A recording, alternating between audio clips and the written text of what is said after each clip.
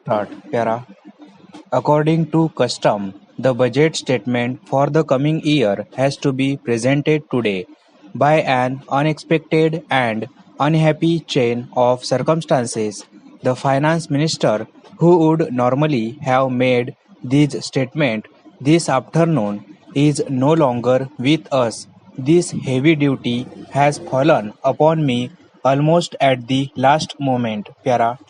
The times are not propitious in many ways, and within the last few days, all of us here and the entire nation has suffered a grievous loss by the passing away of a leader of our people who had been a tower of strength to all of us, both in the days when we were in the wilderness and when a measure of fulfillment came with its new problems and burdens.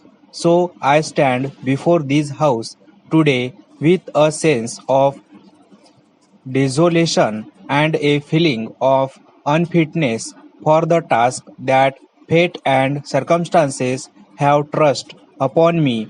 I seek the indulgence of this house.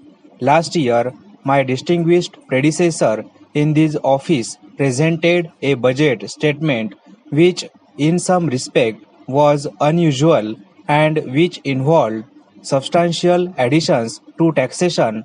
Some novel taxes were introduced, and an attempt was made to bring about gradually a reorientation of the tax structure of the country. I believed then, and I believe now, that this was right direction for us to travel, and that we should continue to pursue this path. With experience, we may no doubt make changes here and there and advance further in that direction, but I think that the major steps that we had taken last year have to continue. The times we live in and the problems that our country has to face do not permit a static or complacent approach or any avoidance of the burdens which inevitably accompany an attempt to advance with some speed.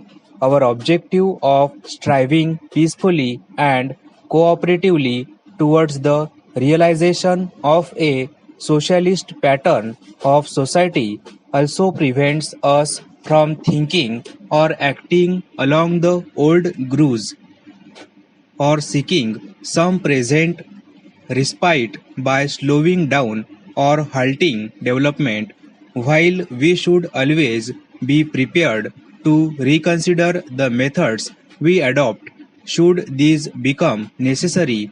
We have to strive with all our strength for our planned development by conserving all our resources, increasing production, and trying to ensure progressively a more equitable distribution, and thus to raise the standards of the great mass of our people. Stop.